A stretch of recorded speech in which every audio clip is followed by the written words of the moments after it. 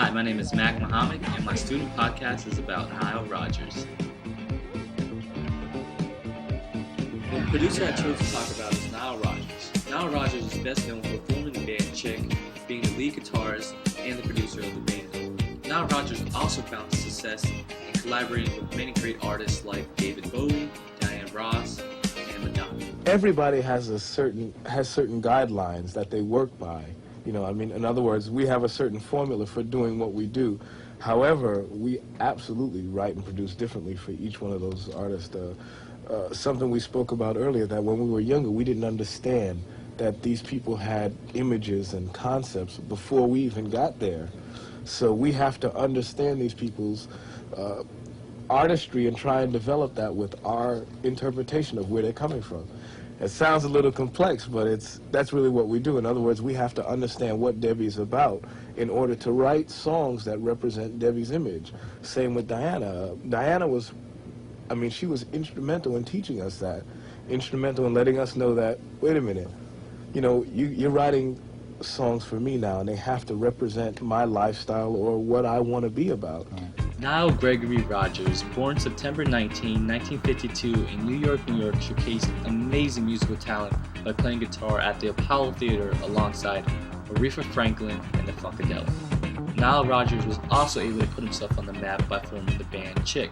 This included himself on the lead guitar, Bernard Edwards on the bass, Tony Thompson on the drums, plus singer Norma Jean Wright, and Afla Anderson quickly grabbed the record deal with Atlantic during the disco days. Chick quickly grew, scoring hit albums like Chick in 1977, Chess Chick in 1978, and Rescue in 1979. Nile created up-tempo dance hit singles like Leaf Freak, Dance Dance, and Good Times, all chart toppers. This was only the beginning for Nile Rodgers. He then collaborated as a producer for artists like Sister Sledge, Diana Ross, and Madonna.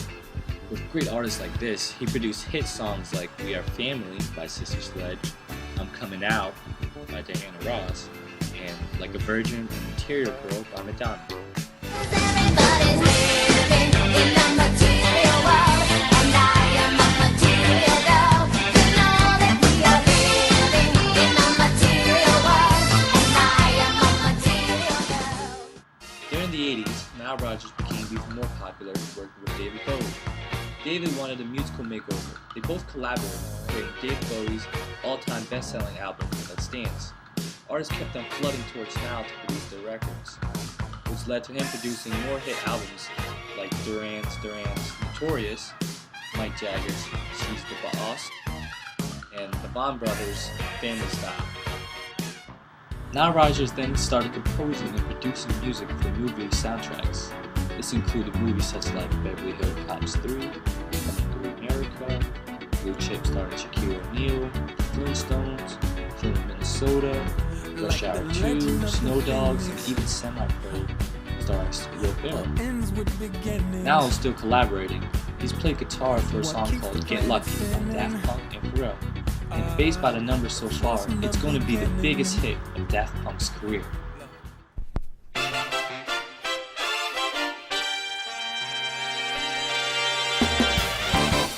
Come on, girl.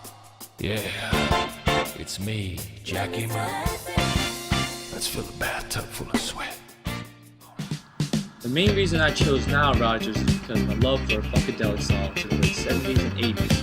I also have a great passion for early hip-hop in the 90s. So after doing some research on Nile Rodgers, I found that hip-hop producers sample some of the songs that he produced. For instance, during the 90s, Notorious by Notorious Biggie Smalls was sampled. The song Notorious by Dorian Dorian. And Will Smith's hit song Get Jiggy With It was also sampled from Sister Sledge's song He's the Greatest Dancer. I feel like Nile Rodgers is a great person that impacted the music world in creating hit dance songs. He helped create a whole new sound of funky music. The only thing that was really big was, like groups like Elton John, and they were bigger than life, Rod Stewart. And at that time, there were really no... Yeah, right. Alice Cooper was a monster, man, in those days. True, yeah. Yeah, and there was nothing really big black. On the same magnitude. And because we were so ultra poor, we decided, well, why shoot for like that? Let's go for the real big time.